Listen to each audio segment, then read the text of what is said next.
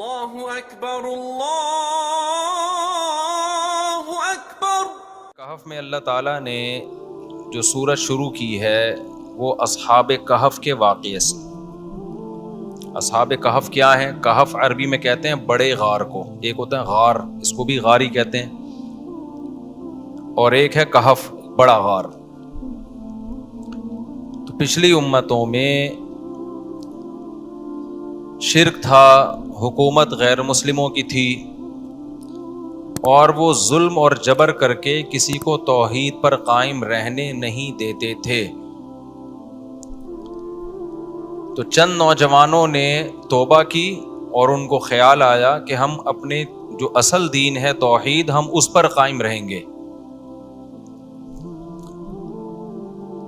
اب چونکہ اس ریاست میں شریعت پہ چلنا ممکن نہیں تھا ان کے لیے، تو شریعت کا حکم یہ ہے کہ اگر آپ کسی جگہ شریعت کو فالو نہیں کر سکتے، ناممکن ہو رہا ہے آپ کے لیے، تو گنجائشیں نکالنے کی اجازت نہیں ہے آپ کو، بلکہ آپ کو وہاں سے چپ بیٹھے ہوئے موو کرنا پڑے گا۔ آج یورپ میں بہت سے لوگ کہتے ہیں ایکچولی ہمیں حلال ملتا ہی نہیں ہے، تو ہم کیا کریں، مجبوری میں ہم پھر وہی مشینی ذبیحہ کھا لیتے ہیں، مشینی چکن کھا لیتے ہیں۔ ایک ہوتا ہے نا ہاتھ سے ذبح، ایک ہوتا ہے مشین نے ہی گردن اڑا دی، ٹیپ چلا دی، بسم اللہ اللہ اکبر پڑھ کے، اور بلیڈ سے مرغیاں آٹومیٹیکلی ذبح ہو رہی ہیں۔ تو وہ ذبیحہ حلال نہیں ہے۔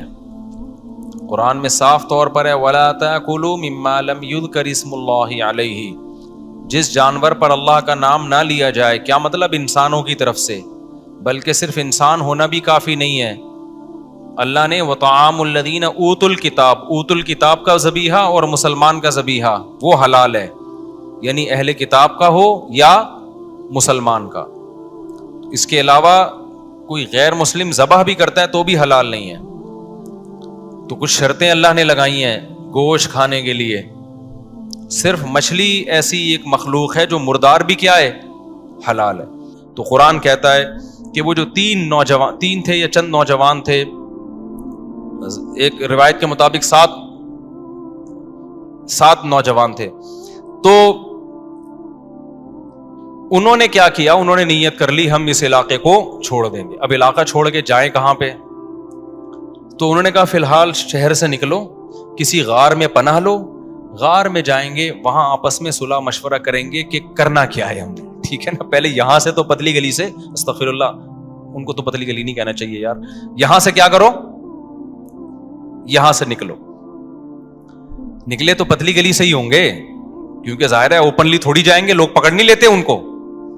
تو اب جب وہ غار میں گئے ہیں، انہوں نے جانے سے پہلے اللہ سے دعا مانگی، ربنا ہیئ لنا من امرنا رشدا وہیئ لنا من امرنا مرفقا اذ اوى الفتية فقالوا ربنا آتنا من لدنك رحمة وہیئ لنا من امرنا رشدا۔ دعائیں مانگنے لگے۔ پہلا سبق ہمیں کیا ملتا ہے؟ جہاں دین پر چلنا امپاسبل ہو جائے، اس علاقے کو چھوڑنا بولو واجب ہے۔ مسئلہ چینج نہیں ہوگا، آپ کو چینج ہونا پڑے گا۔ نمبر 2، جب آپ بہت بڑا کام کرنے جا رہے ہو تو یہ کام اللہ پہ توکل اور اللہ پہ اعتماد کے بغیر نہیں ہو سکتا، تو اس میں پھر دوسرے نمبر پر آپ کو اللہ سے دعائیں مانگنی چاہیے۔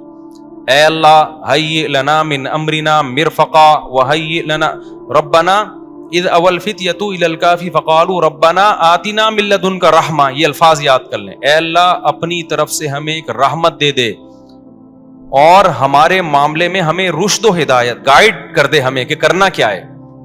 یہ دعا مانگنا ایسے موقع پہ سنت ہے۔ سمجھتے ہو کہ نہیں سمجھتے؟ تو قرآن کہتا ہے جب وہ گئے غار میں تو کتا بھی تھا ان کے ساتھ، حفاظت کے لیے کتا پالنا جائز ہے، تو حفاظت کی غرض سے کتا بھی لے گئے۔ اب کتے کو بٹھا دیا انہوں نے غار کی دہلیز پہ، اور خود کہاں چلے گئے؟ اندر۔ انگریز ہوتا کتے کو بھی اپنے ساتھ، کیونکہ فیملی ممبر ہوتا ہے کتے ان کے ہاں، بڑھاپے میں ان کا بہترین سہارا ہے کتے، تو وہ کتے کو اپنے ساتھ لے جاتے اور کتا بھی ان کے ساتھ سو جاتا۔ لیکن وہ چونکہ مسلمان تھے ان کو پتا تھا کتے کا استعمال اتنا ہی جائز ہے جتنی شرعی ضرورت. تو یہ دہلیز پہ حفاظت کے لیے تو ہوگا, اتنا فری کرانے کی اجازت نہیں ہے کہ اندر ہمارے ساتھ کھانے میں شریک ہو جائے. کیونکہ آپ یوٹیوب پہ دیکھیں وہاں کتے, ہمارے ایک استاذ لندن گئے, وہ پہلی دفعہ گئے تھے, وہ کہہ رہے ہیں گھر میں گیا تو کتا بیٹھا ہوا ہے سامنے نا بستر پہ, وہ اتنا بڑا کتا زبان باہر کر رہے ہیں, میں تو ڈر کے باہر آ گیا. میں نے کہا بھائی یہ کیا کر رہا ہے, بستر پہ بیٹھا ہوا ہے کتا. تو کہہ رہے میں ڈر گیا, میں نے یہ کیا, انہوں نے کہا بھائی یہ ایسے ہی ہوتا ہے یہاں. خیر, اور جو فیملی پلاننگ والوں کی کوشش ہے نا, بچے کم, تو یہ سمجھ لو کہ ہمارے گھروں میں بھی عنقریب کتے آنے والے ہیں. یا تو کتا پال لو یا انسان پیدا کر لو. تو یہ آنے والا ہے. یہ رپورٹ ہے, یورپ ہی کی رپورٹ ہے 100 سال پہلے کی, کہ یورپ میں جو بہت زیادہ جانور پالنے کا رواج آیا ہے نا, یہ جب ہی آیا جب ان کی گروتھ ریشو انہوں نے کم کیا ہے. تو پھر یہ بہت کتے متے بلے آ گئے, بلیاں کم آئی, کتے زیادہ آئے ہیں. خیر, تو اب جب وہ اندر گئے ہیں تو اللہ کی قدرت دیکھو, اللہ نے کو ان کا توکل, اللہ کو ان کی قربانی اتنی پسند آئی کہ اللہ نے کہا کہ تم یہاں کدھر سفر کر کے کہاں جاؤ گے, میں ایسا کرتا ہوں تمہیں سلا دیتا ہوں اور 309 سال کے بعد اٹھاؤں گا تمہیں میں. اللہ کے علم میں یہ بات تھی کہ اس دوران اس حکومت کا تختہ الٹ جائے گا اور یہاں کوئی اسلامی حکومت آ جائے گی. یہ نبی صلی اللہ علیہ وسلم سے پہلے کا واقعہ. اسلامی میں اس سینس میں کہہ رہا ہوں کہ حق کی حکومت, ورنہ اس وقت تو عیسائی حکومت یا یہودی حکومت ہوگی نا. اب جب یہ سوئے ہیں تو قرآن کہہ رہے ہم نے ان کے کتے کو باہر بٹھا دیا اور جاگتا رہے وہ 309 سال, اور ایسا روب کہ کوئی باہر آئے نہ گزرے تو اس کو ڈر کے کتا مجھ پہ حملہ نہ کر دے. لَوِ اطَّلَعْتَ عَلَيْهِمْ لَوَلَّيْتَ مِنْهُمْ فِرَارًا وَلَمُلِئْتَ مِنْهُمْ رُعْبًا. اللہ کہتے ہیں اے مخاطب, اگر تو جاتا نا ایسا روب تھا کہ تو بھاگ جاتا وہاں سے. تو اللہ نے یہ انتظام کیوں کیا, تاکہ ان کی طرف کوئی بڑھنے کی کوشش نہ کرے. اب کیا ہوا ہے, قرآن کہتا ہے وَإِذَا طَلَعَتْ وَتَرَى الشَّمْسَ إِذَا طَلَعَتْ تَزَاوَرُ عَنْ كَهْفِهِمْ. سلایا اللہ نے اس انداز سے کہ سورج کی روشنی ڈائریکٹ ان کے اوپر جسم پہ نہیں پڑ رہی, کیونکہ سورج کی تیز تپش بھی انسان کی باڈی کو خراب کر دیتی ہے. ایسا بھی نہیں ہے کہ اندر روشنی نہ جائے, وائٹامن ڈی ہی نہ ملے, اور ایسا بھی نہیں ہے کہ ڈائریکٹ سورج کی تپش سے باڈی خراب ہو جائے. ایک خاص انداز سے سورج کے زاویے, وہ سورج نکلتا غروب ہوتا نکلتا غروب ہوتا, وَنُقَلِّبُهُمْ ذَاتَ الْيَمِينِ وَذَاتَ الشِّمَالِ, اور ہم ان کو کروٹیں بھی دلاتے رہتے ہیں تاکہ ایسا نہ ہو کہ زمین کھا جائے. بھائی ایک ہی جگہ پڑے رہو گے, اگر آپ سوئے اور اٹھے ہی نہیں, 1 دن 2 دن 3 دن 4 دن 5 دن 6 دن, تو ایک دن کیا ہوگا, زمین میں آپ کیا ہو جاؤ گے, غائب. تو اللہ کہتے ہیں ہم ان کو کروٹیں بھی دلا رہے تھے. اب دیکھو اللہ کے کام دیکھو, 309 سال کسی انسان کے لیے سونا ممکن نہیں ہے, لیکن اللہ نے جب سنا کہ ایک قدرت کو ظاہر کیا تو اب اللہ باقی تمام چیزوں میں اسباب ہی اختیار کر رہے ہیں.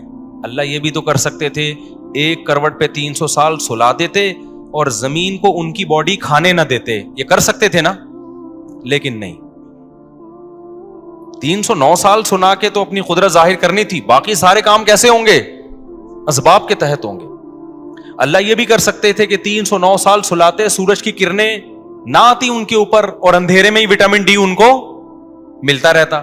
نہ, جہاں تک اسباب سے کام ہوگا اللہ بھی کیا اختیار کرتے ہیں, اسباب اختیار کرتے ہیں. تو جب اللہ بھی اسباب ہی اختیار کرتے ہیں تو میں اور آپ کون ہوتے ہیں جو اسباب اختیار کیے بغیر اللہ پہ توکل کرنا شروع کر دیں. کمار آنی ہے اللہ کھلائے گا, صحت کا خیال کرنا نہیں اللہ, ابے کچھ نہیں ہوتا لڈو وڈو کھانے سے, یہ باتیں ہوتی ہیں نا آج کل دینداروں کی. او بھائی تیرے کو شوگر ہے تو 3 لڈو کیوں کھا رہا ہے, ابے موت دینے والا کون ہے, اللہ ہے. زندگی موت لڈو کے ہاتھ میں نہیں ہے, زندگی موت کس کے ہاتھ میں ہے, لڈو کس کے ہاتھ میں ہے, زندگی موت اللہ کے ہاتھ. یہ دینداروں کو ہم نے سنا ہے. حالانکہ جب آپ کا ویٹ بڑا ہوا ہے, آپ کو شوگر ہے, تو لڈو آپ کے لیے جان لیوا ہو سکتا ہے. ایسے موقع پہ یہ توکل کی بات کرنا یہ شریعت کے خلاف ہے.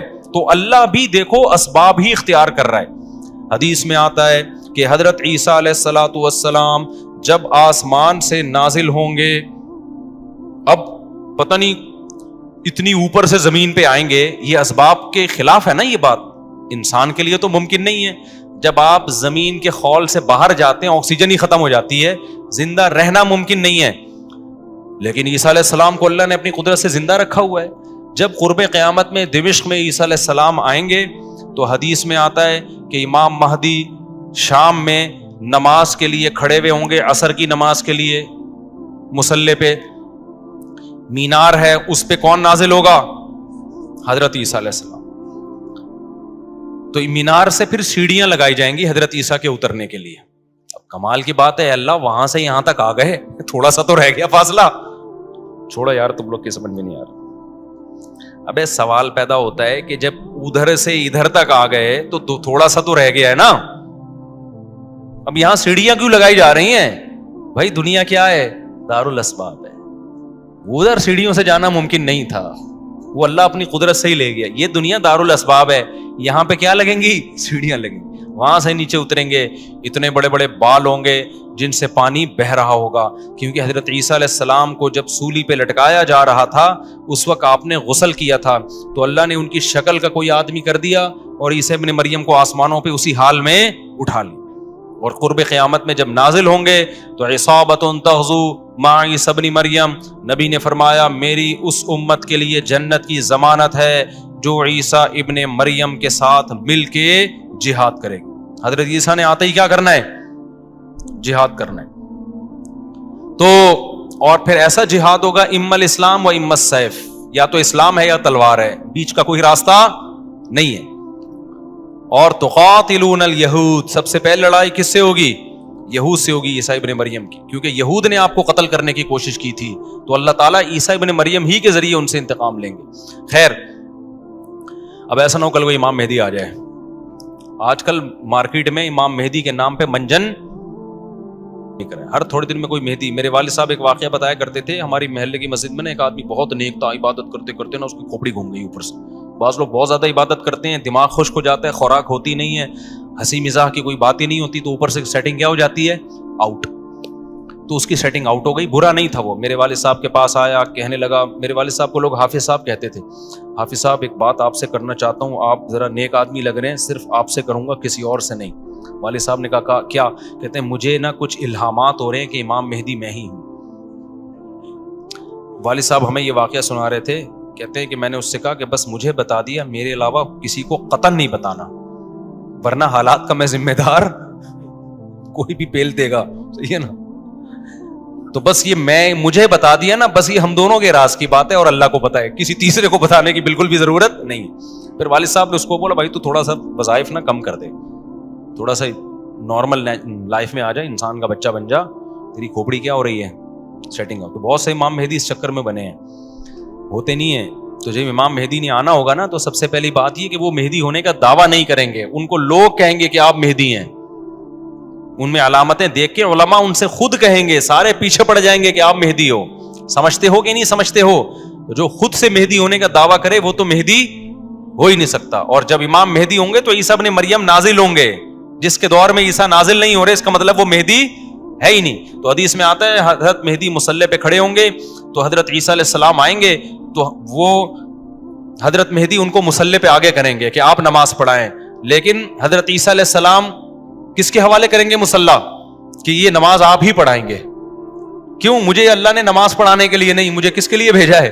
جہاد کرنے کے لیے بھیجا ہے. میں تلوار لے کے لڑائی کروں گا, یاجوج ماجوج کو قتل کریں گے. اب یاجوج ماجوج کہاں ہیں, اس کے بارے میں کوئی صحیح بات ہمارے علم میں نہیں ہے. ویسے بھی اگر ہمیں پتہ چل جائے کہاں ہیں تو وہ دریافت ہو جائیں گے نا, اور قرآن کہتا ہے قرب قیامت سے پہلے وہ دریافت بولو نہیں ہو سکتے. تو اللہ نے چھپا دیا ہے, ان کو چھپا دیا ہے, تو چھپایا ہے اس لیے کہ پہلے نہ پتہ چلے کدھر ہے.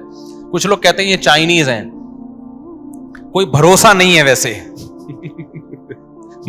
لگتا ہے کہ شاید ہو, کیونکہ وہ جو ذوالقرنین نے دیوار بنائی تھی نا, سیسا پلائی ہوئی, اور پہاڑوں کے پیچھے دھکیل دیا تھا, اور پھر بڑی تعداد ہو گئی ان کی, حدیث سے پتہ چلتا ہے شاید وہ, لیکن بہرحال کوئی یقینی بات نہیں ہے. تو یاجوج ماجوج ایک بڑی طاقتور قوم ہوگی جس کو حضرت ذوالقرنین نے, سورہ کہف میں اس کا بھی تذکرہ ہے, پہاڑوں کو بند کر کے ان کو دھکیل دیا, کہیں چھپا دیا ان کو. تو قرب قیامت میں وہ نکلیں گے اور پھر دنیا میں تباہی مچائیں گے. اور پھر ان کو کون قتل کرے گا؟ حضرت عیسیٰ علیہ السلام تو وہ ابھی نہیں نکلیں گے, جب نکلیں گے تو ان کا ابھی دریافت بھی نہیں ہو سکتے وہ. باقی وہ کچھ کہتے ہیں مریخ میں ہیں, کچھ کہتے ہیں کہاں ہیں, ہمیں نہیں پتہ کہاں ہیں. بہرحال بظاہر تو لگتا ہے زمین میں ہی ہے, کیونکہ ذوالقرنین جو گئے تھے مشرق اور مغرب شمال جنوب کا انہوں نے سفر کیا, اسی زمین میں کیا تھا سفر. تو واللہ عالم. ہمیں بس اجمالی طور پر ان چیزوں پہ ایمان لانا ضروری ہے, ان کی ڈیٹیل ہمیں بتائی نہیں گئی ہے تو ہمیں ڈیٹیل میں جانے کی اجازت نہیں ہے. باقی قیاس آرائیاں ہوتی ہیں, صحیح بھی ہو سکتی ہیں, غلط بھی ہو سکتی ہیں. اچھا, تو میں یہ عرض کر رہا تھا کہ 309 سال وہ سوئے ہیں. وَنُقَلِّبُهُمْ ذَاتَ الْيَمِينِ وَذَاتَ الشِّمَالِ, اللہ کہتے ہیں ہم ان کو پلٹتے تھے, اب ادھر کو کروٹ لے کے سوچو, اب ادھر. وَكَذَلِكَ بَعَثْنَاهُمْ, 309 سال کے بعد ان کو اللہ نے جگایا. پوری حکومت بدل گئی, پوری حکومت کا تختہ پلٹ گیا. اب جب 309 سال کے بعد اٹھے ہیں تو پیٹ کمر سے چپکا ہوا ہے, ٹھیک ہے نا, بھوک لگ رہی ہے ٹائٹ والی.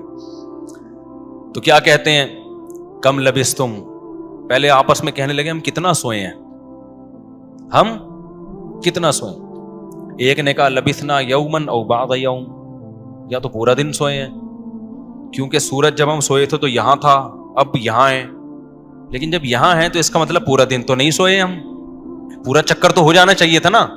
مثال کے طور پر وہ سوئے تھے مغرب کے وقت اور آنکھ کھل رہی ہے اشراق کے وقت. اب کنفیوز ہو رہے ہیں نا کہ یار اگر ہم تھوڑا سوئے ہیں تو یہ تو ہمیں لگ رہا ہے بہت زیادہ سوئے ہیں, 24 گھنٹے سے زیادہ تو سو نہیں سکتا کوئی. تو کہنے لگے یا تو ہم پورا ایک دن سوئے ہیں یا شاید اس سے کم سوئے ہیں. کم سونے پر یہ اعتراض ہو رہا ہے کہ نیند تو بڑی شاندار طریقے سے پوری ہوئی ہے, 4-6 گھنٹے میں ایسی ہوتی نہیں ہے. اور اگر زیادہ سوئے ہیں تو سورج جب ہم سوئے تھے وہ یہاں تھا, اب یہاں ہے, تو یہ تو 24 گھنٹے بھی پورے نہیں ہوئے, کیونکہ ان کا کیا خیال ہے کہ یہ 300 دفعہ پلٹ کے سورج آ چکا ہے. جب کافی دیر ان کی بحث ہوئی تو کہنے لگے ربکم اعلم بکم, اللہ ہی جانتا ہے بھائی کتنا سوئے ہیں, اس بحث سے کوئی فائدہ نہیں ہے, ابھی تو روٹی کی فکر کرو. فبعثوا احدکم بورقکم, یہ سکہ رائج الوقت لے کے جاؤ اور روٹی لے کر آؤ. اب دیکھو یہاں بھی وہ اللہ پہ توکل کر سکتے تھے کہ ہم جا رہے ہیں, پیسے لے جانے کی ضرورت نہیں ہے, ہم نے اللہ کے لیے قربانی دی ہے, کھلائے گا کون ہمیں, اللہ. نا بھائی, اللہ نے کہا ہے جتنے اسباب اختیار کر سکتے ہو کرو. تم ایک اجنبی جگہ پہ جا رہے ہو, تمہارے پاس سکے ہونا, پیسے تو لے کے جاؤ. عربوں میں نا جب زمانہ جاہلیت میں حج ہوتا تھا تو دور دور سے جو عرب قبیلے بیت اللہ آتے تھے پیسے نہیں لے کے آتے تھے ساتھ میں, کہتے تھے کہ ہم اللہ کے گھر کی زیارت کے لیے جا رہے ہیں تو کھلائے گا کون ہمیں, اللہ, ہم پیسے نہیں لے کے جائیں گے. یہ تو توکل کے خلاف ہے یار, اللہ کے مہمان. وہ مثال ایسے دیتے تھے جیسے آپ اپنی نانی کے جا رہے ہو اور اپنے کھانا ساتھ لے کے جا رہے ہو, تو نانی کو غصہ آئے گا نا, بیٹا میں نے تیری دعوت کی ہے تو کھلاؤں گی کون, میں کھلاؤں گی تجھے, تو اپنے ساتھ کھانا کیوں لے کر آیا ہے. تو کہتے تھے جب ہم کسی کے مہمان ہوتے ہیں تو کھانا ساتھ نہیں لے کے جاتے, میزبان کا کام ہے, تو ہم اللہ کے گھر پہ جا رہے ہیں, ہم پیسے لے کے نہیں جائیں گے, اللہ پہ توکل کریں گے. جب پیسے ختم ہوتے نا تو بھیک مانگ رہے, تو بھائی کو اللہ کے نام پہ کوئی کھانا دے دے یار, کوئی تو روٹی دے دے. جب پیسے ختم ہوتے تو کیا کرتے یار, کہیں سے جگاڑ, پھر چوریاں چکاریاں شروع کر دیتے. تو قرآن میں اللہ نے آیت نے نازل کی وَتَزَوَّدُوا, جب حج کے لیے جاؤ تو زاد راہ لے کے جاؤ, پیسے لے کے جاؤ. کیوں, فَإِنَّ خَيْرَ الزَّادِ التَّقْوَىٰ, سب سے بہترین زاد راہ تقوی ہے. وہ توکل جو تمہیں بھکاری بنا دے, گناہگار, کیونکہ بھکاری پن یہ تقوی کے خلاف ہے. تو پہلے تقوی کی فکر کرو کہ لوگوں کے سامنے ہاتھ نہ پھیلانے پڑے.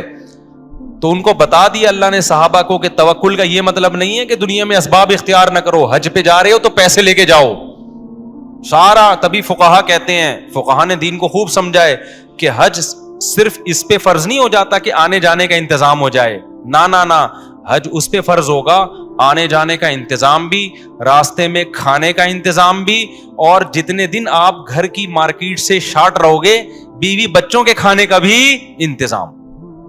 آپ کا حج کا آ گیا بھائی, آپ نے کہا میرا جہاز کا ٹکٹ بھی ہو گیا, ہوٹل کا کرایہ بھی ہو گیا, کھانے پینے کا انتظام بھی ہو گیا, نکل گئے 40 دن کے لیے. بچے کہہ رہے ہیں ابا مارکیٹ سے کیا ہو گیا, شارٹ, ابا ہم کیا کھائیں یہاں پہ. تو ابا کہہ رہا ہے بیٹا میرے لیے چونکہ آنے جانے کا پراپر انتظام ہو گیا تھا تو مجھ پہ حج فرض ہو گیا ہے, کیونکہ اللہ نے کہا ہے جس میں استطاعت ہے حج فرض ہے, تو مجھ میں استطاعت تھی حج فرض ہے. تو بچے کہیں گے ہمارا کیا قصور ہے. اس لیے علماء نے بیان کیا کہ استطاعت میں یہ بھی داخل ہے کہ آپ کا بھی اور جن کی آپ کفالت کر رہے ہو, جو آپ کی شرعن ذمہ داری ہے, ان کا بھی انتظام ہو. سمجھتے ہو کہ نہیں سمجھتے ہو؟ تو انہوں نے اپنے ساتھ سکے لے کے گئے ہوئے تھے, وہ سکہ رائج الوقت. جب نکاح ہوتا ہے نا تو سکہ رائج الوقت, میں نے سکہ رائج الوقت میں آپ کا نکاح فلاں, میں یہ لفظ نکال دیا ہے, میں اتنے پیسوں میں کرایا ہم نے, کیونکہ رائج الوقت ہی سکے چلیں گے نا, یہاں نکاح میں ڈالر تھوڑی دیں گے. کبھی خربوزہ خریدتے ہوئے کہا کہ سکہ رائج الوقت کے مطابق یہ خربوزہ کتنے روپے کلو ہے. جیسے وہاں سیدھا سیدھا بولتے ہو بھائی خربوزہ کتنے روپے کلو ہے, تو مہر میں بھی وہی ہے. جب پاکستان میں شادی ہو رہی ہے تو پاکستانی روپے میں ہی ہوگی, اس میں الگ سے سکہ رائج الوقت بتانے کی ضرورت نہیں ہے. لوگ کہہ رہے تو سکہ رائج الوقت کے مطابق, تو وہاں سے میری زبان پہ یہ آیا ہے. تو انہوں نے کہا بھائی یہ سکہ رائج الوقت ہے, اس کو لے کے جاؤ اور کھانے پینے کا انتظام کرو. پھر کہنے لگے دیکھو وَلْيَتَلَطَّفْ, چپکے سے جانا, وَلَا يُشْعِرَنَّ بِكُمْ أَحَدًا, کسی کو تمہارے بارے میں پتہ نہ چلے. ایسے منہ لپیٹ کے نا چھپڑ میں جانا اور روٹی لے کے چھپڑ میں واپس آ جانا. اس سے بھی پتہ چل رہا ہے کہ وہ اپنی حفاظت کا پورا انتظام کر رہے ہیں, پھر اللہ پہ توکل کر رہے ہیں. کتا بھی ساتھ لے کے جا رہے ہیں تاکہ اجنبی لوگوں سے ہماری حفاظت ہو, یہ بھی پورا انتظام. اور اس کے بعد بھی ایک بندے کو بھیج رہے ہیں بھائی لپٹ کے جانا, پتہ نہ چلے, پکڑے نہ جائیں ہم. اور آگے انہوں نے کیا کہا, فَلْيَنظُرْ أَيُّهَا أَزْكَىٰ طَعَامًا, دیکھنا پاکیزہ کھانا ہو, حلال کھانا لے کے آنا. اس سے بھی پتہ چلتا ہے کہ چونکہ غیر مسلم ریاست تھی نا, وہاں ان پر واجب تھا کہ کھانا خریدنے سے پہلے تحقیق کر لیں کہ حرام ہے یا حلال. اسلامی ملک میں اس تحقیق کی ضرورت نہیں ہے کیونکہ حلال ہی ہوتا ہے. یہاں آپ ہوٹل میں بیٹھ کے پوچھیں یہ گدھے کا گوشت ہے یا بکرے کا گوشت ہے, وہ رکھ کے ایک تھپڑ لگائے گا آپ کے. کیوں بھائی؟ غالب یہی ہے کہ جب سامنے والا انسان ہے اور مسلمان ہے تو گوشت بھی انشاءاللہ حلال ہی ہوگا. سامنے والا گدھا نہیں ہے تو گوشت بھی گدھے کا. یہاں بھی گدھے کے گوشت بکے ہیں مگر ان کا ریشو کم ہے نا, عموماً تو حلال ہی ہوتا ہے. لیکن جب آپ غیر مسلم ریاست میں جاتے ہیں, پھر جب بھی آپ کوئی چیز خریدیں گے تو آپ پر تحقیق کرنا واجب ہے, بھائی یہ حلال ہے یا نہیں. میں یورپ میں جہاں بھی ہوٹل میں جاتا تھا پہلے پوچھتا تھا ابے یہ مرغی حلال ہے کہ حرام ہے, وہ کہتا تھا حلال ہے. کیسے پتا چلا حلال ہے؟ ٹھپا تو سب نے لگایا ہوا ہوتا ہے حلال کا. کہاں سے خریدی آپ نے؟ وہ بتاتا تھا فلاں سے. میں نے کہا آپ کو پتا ہے کہ وہ ہاتھ سے ذبح کرتے ہیں؟ کہ جی ہمیں تو نہیں پتا. میں نے کہا پھر ہم بھی نہیں کھائیں گے بھائی. یہ غیر مسلم ریاست میں یہ تحقیق کیا ہے؟ اطمینان ہو جائے کہ ہاں جی ہاتھ کا ذبیحہ ہے, بسم اللہ اللہ پڑھ کے کرے تو پھر آپ کھا سکتے ہیں, ادروائز نہیں کھا سکتے آپ. پھر آپ چلغوزے کھائیں, کچھ بھی کھائیں, گزارا کریں آپ. سمجھتے ہو؟ تو ان لوگوں نے بھی کیا, حالانکہ یہ کتنے شدید بھوکے تھے نا, ان کو تو چاہیے تھا بولتے یار تو جا اور جو ملے لے آ بس اٹھا کے, ٹھیک ہے نا, جو ملے. ابھی حلال حرام کے چکر میں پڑنے کی ضرورت نہیں ہے, بہت ہو گیا یار بھوک دیکھ یار. ابھی تو ابھی پھر بھی آگے حلال حرام کی تحقیق کرے گا. ابے جو ملے اٹھا کے لے آ. نہ حلال لے کے آنا, حرام سے ایوائڈ کرنا. اب جب وہ بندہ آیا نا سکہ رائج الوقت لے کے, تو جب وہ اس نے سکہ دیا تو وہ دکاندار نے بولا بھائی یہ کون سے زمانے کا سکہ لایا بھائی تو, ٹھیک ہے نا, یہ کرنسی تو کیا ہو گئی ہے, 300 سال پہلے یہ نوٹ ختم ہو چکے ہیں. اس پہ تو جس بادشاہ کی تصویر ہے وہ بھی بت پرست بادشاہ تھا, اس کا تو خاتمہ ہو گیا ہے. یہاں تو جہاد ہوا, دوسری قوموں نے حملہ کیا, پوری ریاست کیا ہو گئی ہے, ختم. اچھا وہ بھی دیکھ رہا تھا کہ یار یہ تو وہ شہر ہی نہیں لگ رہا, میں کوئی گوگل نے غلط تو نہیں بتا دیا کہیں مجھے ہے بھائی. وہ بھی یہی سوچ رہا نا جو کہ بھئی میں کہاں ہوں, یہ وہ جگہ ہی نہیں لگ رہی. تو 309 سال میں تو سب کچھ چینج ہو جائے گا نا. بالآخر قرآن میں چونکہ اختصار ہے, بہت شارٹ واقعات سناتا ہے. بالآخر کیا ہوا کہ لوگوں نے اس سے پوچھا تم کون ہو, اس نے پوچھا بھائی وہ کہاں ہے. انہوں نے کہا وہ تو 309 سال پہلے ونس اپون اے ٹائم ایک حکومت تھی, پھر یہ ہوا, پھر علامتیں دیکھی گئیں, یہ پرانے سکے نکلے. تو لوگوں کو, اچھا ان لوگوں کی ہسٹری بھی لوگوں کو پتا تھی کہ پرانے وقتوں میں چند نوجوانوں نے اللہ کے لیے قربانی دی تھی اور اپنے علاقے سے ہجرت کر کے چلے گئے تھے. ان کے نام یہ تھے, ان کی علامتیں یہ تھیں. تو اس سے بھی لوگوں کو نا ہسٹری سے پتا چل گیا بھائی یہ کون لوگ ہیں, یہ وہی لوگ ہیں. تو پھر بہرحال جب ہو گیا تو ان کی تو بڑی واہ واہ ہو گئی, یار یہ تو بڑے کرامتی بزرگ ہیں, یہ تو 300 سال سے کہاں سو رہے تھے, غار میں سو رہے تھے. سب نے ان کو بلایا, بھائی ان کا تو بڑا اکرام ہوا. میں اب آگے میں اپنے اسٹائل میں بیان کر رہا ہوں, قرآن میں نہیں لکھا ہوا. جو ہوتا ہے ایسے موقع پہ, بھائی دم کر دیں, ہمارے وہ گنجے کے بال نہیں آ رہے, حضرت اس کے سر پہ دم کر دیں, اس کی شادی نہیں ہو رہی, اس کے لیے دعا کر دیں, اور یہ بچہ مولوی صاحب میرا بچہ انسان کا بچہ بن جائے. ہم نے جب پیدا کیا تھا اس وقت انسان تھا, لیکن اب جو رپورٹ ہے اس کے مطابق یہی جو شکایتیں آ رہی ہوتی ہیں, کوئی پھونک لگا دیں, کوئی تبلیغ میں نکال دیں, کوئی نصیحت کر دیں, جو بھی ان کا اتنی عزت ہو گئی, پھر انہوں نے وہ سب آ گئے, اور ان کی بڑی جو اللہ نے نا ان کی دعا ایسے قبول کی کہ بجائے ہجرت کرنے کے انہی کے وطن کو ان کے لیے سوٹیبل بنا دیا, اور بالآخر ایک وقت کے بعد ان کی طبعی موت ہوئی. تو اب لوگوں میں جھگڑا ہو گیا, بھائی ان کی موت واقع ہو گئی ہے, تو یہ چونکہ ایک بڑا تاریخی واقعہ ہوا ہے نا, اس واقعے کو محفوظ رکھنا. ہسٹری تو ہر ایک چاہتا ہے نا محفوظ ہو, اور وہ ہسٹری جس میں کوئی سبق ہو. تو کسی نے کہا ہم قبہ بنائیں گے, کسی نے کہا ہم کیا بنائیں گے, لیکن جو غالب لوگ تھے, جن کو اللہ نے غلبہ دیا تھا, انہوں نے کہا لنتخذن علیہم مسجدا, ہم ان کے غار, کہا جاتا ہے کہ اسی غار میں ان کو دفن کیا گیا, جس غار میں انہوں نے زندگی گزاری نا, ہم ان کے غار کے قریب ایک مسجد بنائیں گے, تاکہ اس مسجد میں نماز بھی ہو, عبادت بھی ہو, عقیدہ توحید بھی زندہ رہے, کیونکہ انہوں نے قربانی توحید کے لیے دی تھی, اور مسجد توحید کا سب سے بڑا ذریعہ ہے. مسجد بتاتی ہے کہ صرف اللہ کو پکارا جائے گا, تو انہوں نے پھر وہاں مسجد بنا دی. تو اب بعض لوگ اس سے کہتے ہیں, اس سے پتہ چلتا ہے مزاروں پہ مسجدیں بنانا جائز ہیں. نہ, اس وقت ان کی قبر کے قریب مسجد بنائی گئی تھی توحید کو زندہ کرنے کے لیے. اب قبروں پہ مسجد بنانے سے توحید کا بیڑا غرق ہوتا ہے, اب شرک اور بت پرستی پھیلتی ہے اس سے. اس لیے علماء کہتے ہیں اب قبرستانوں میں مسجدیں نہیں بنائی جائیں گی. ان کی نیت کچھ اور تھی, آج کچھ اور ہونے لگتا ہے, آج قبروں کو سردہ ہونے لگتا ہے وہاں پہ, اس لیے آج بنا کیا جائے گا اس عمل سے. سمجھتے ہو کہ نہیں سمجھتے؟ تو اس واقعے میں ہمیں کیا سبق ملتا ہے؟ اس واقعے سے ہمیں سبق ملتا ہے کہ جو اللہ کے لیے قربانی دیتا ہے اللہ اس سے غافل نہیں ہوتا, اللہ غیب سے اس کی مدد کرتا ہے.